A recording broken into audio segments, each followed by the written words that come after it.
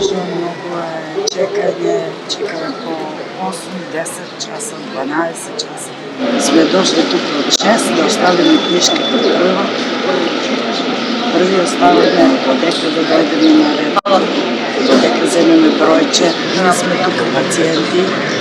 Не знам кој како треба да разбере докторите, јавното. Иначе е многу тешко. Докторите, кои си има својмето на лечење и на пристап. Ние ги ник сваќаме дека не е лесно да минат. А ние сме се Значи, големиот проблем не е кај докторите, па кај системот. А вие Скопје сте? Немаме превоз, тражиме превоз.